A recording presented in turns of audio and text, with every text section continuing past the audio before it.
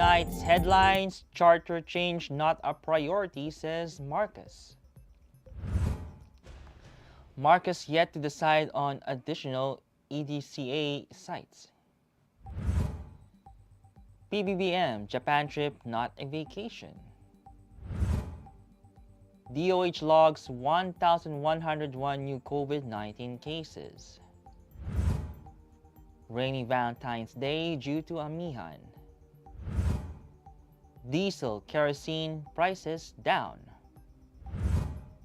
Stocks slip, peso weakens. Good evening. Today is Monday, February 13, 2023. I am Miguel Patagon and this is Tribune News on Cue. Here are the stories for this evening. President Ferdinand Marcos Jr. stressed that amending the 1987 Constitution is not a priority of his administration, as his goals can be achieved under the present Constitution. In his address before the Japanese business community on Friday, Marcos touted that the country's liberalization reforms on foreign investment, particularly the implementing rules and regulations of the Build, Operate, Transfer law to improve the financial viability of PPP projects. The president also brought up the Philippines removing major barriers to foreign investments via landmark legislation such as the amendments of the Foreign Investments Act, the Public Service Act, and the Retail Trade Liberalization Act. The Philippine government is still studying the possible locations for the additional Enhanced Defense Cooperation Agreement sites, according to President Ferdinand Marcos Jr. However, Marcos emphasized that he does not want the new EDCA sites to cause tension in the South China Sea. The Department of National Defense announced a deal that gave American troops access to 4 more bases in strategic areas of the country, with the aim of accelerating the full implementation of the EDCA. Signed in 2014, the EDCA grants U.S. troops access to designated Philippine military facilities, the right to construct facilities and pre-position equipment, aircraft, and vessels, but rules out permanent basing. President Ferdinand Marcos Jr. said Monday that his 5-day trip to Japan was not a vacation. In an interview with reporters on board PR-001, Marcos was asked if he had a leisure time during his official visit to Tokyo. He responded that he only had little time to see the city.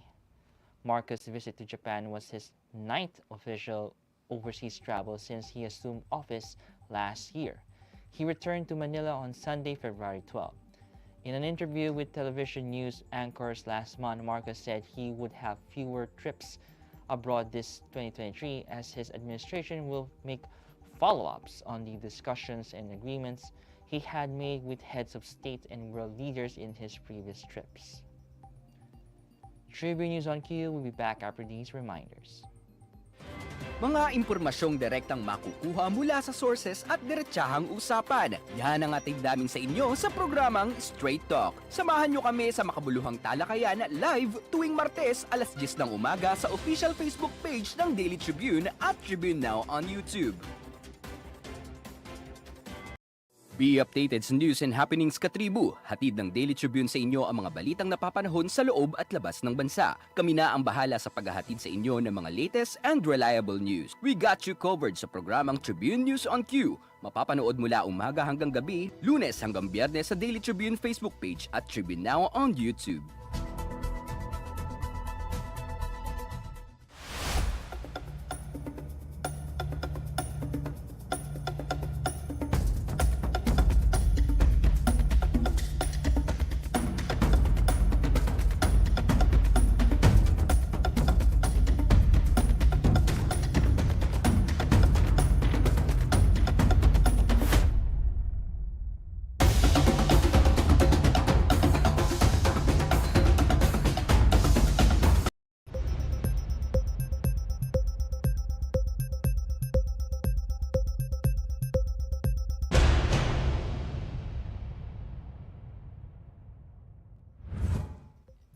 In other news, the Philippines registered 1,101 new COVID-19 infections from February 6 to February 12, 2023.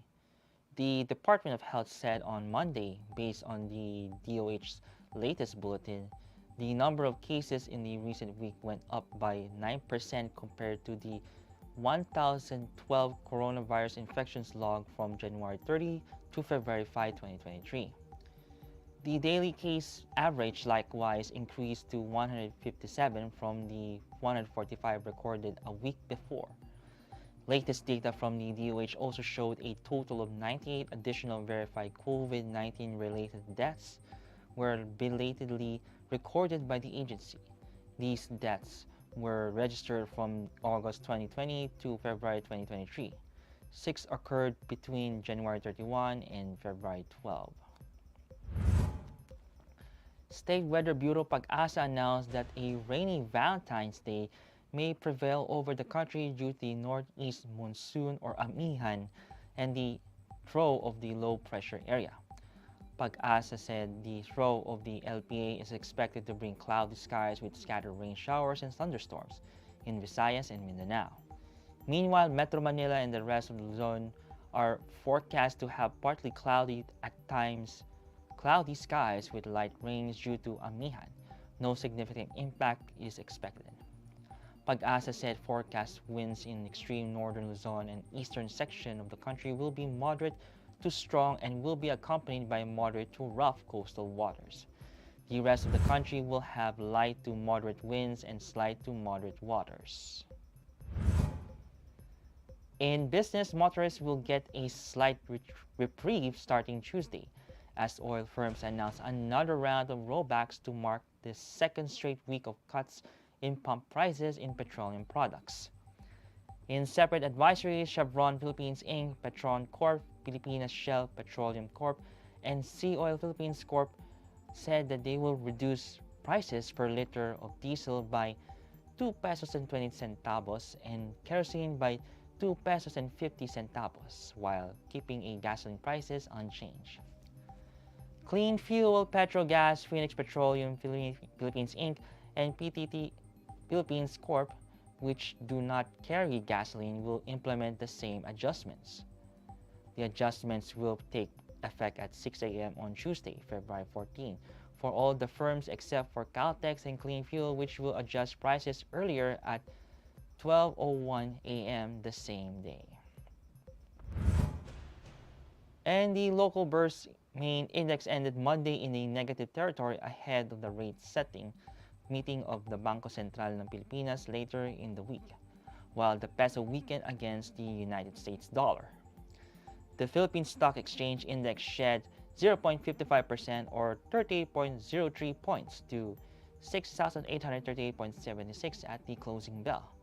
The broader all shares slipped by 0.28% or 10.21 points to 3,642.96.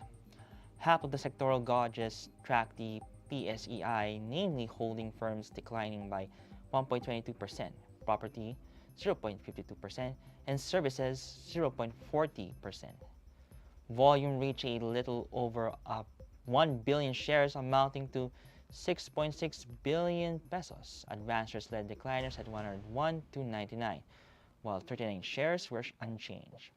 Meanwhile, the peso finished the day's trade at 54.76 to a greenback from its 54.42 close last Friday.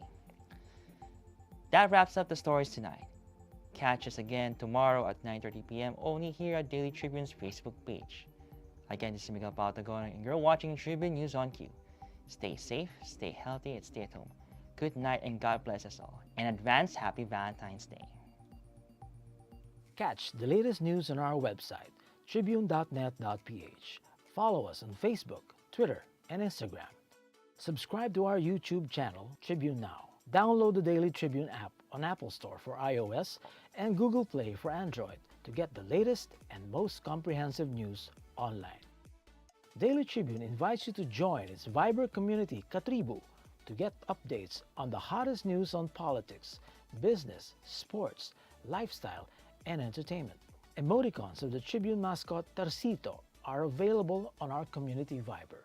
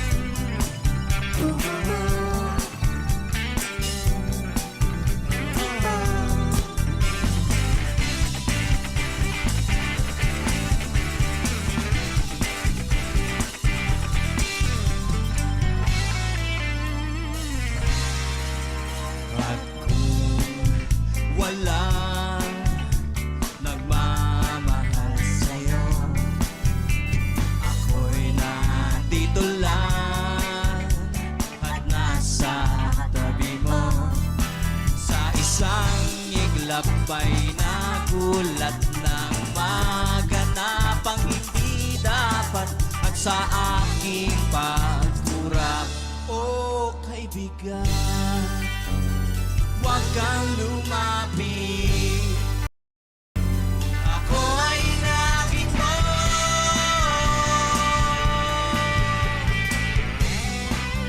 Bigla na lang sinabi mo, huwag ka na lang umasa pa. Tapos na itong pelikula, sana'y tanggapin mo na. Ako ay wala na nga, kunwari lang, laman pa lang, may tayong dalawa. Huwag kang mag-alala, ako'y hindi isang tanga.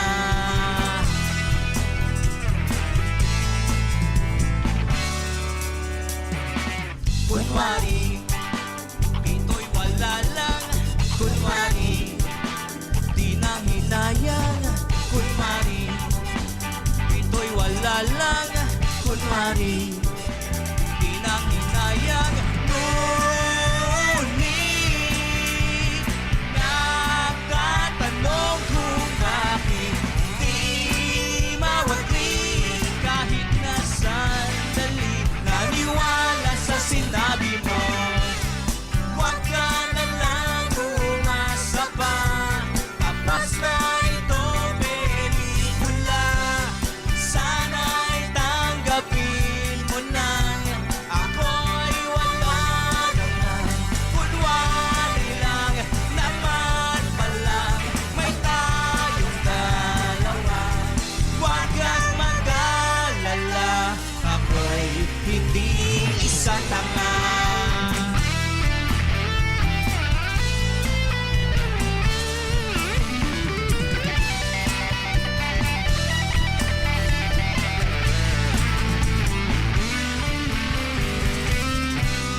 Huwag ka na lang umasa pa.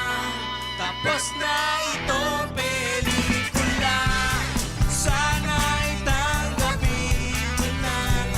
Ako ay wala na nga, at darating ang araw na malilimutan ka. Huwag kang mag-alala, ako'y hindi isang tanga. Huwag kang mag-alala, ako'y hindi isang tanga. Huwag kang mag-alala, nagkaya ko ng mag-isa. Huwag kang mag-alala, ako'y hindi isang tanga. Huwag kang mag-alala, ako'y hindi isang tanga.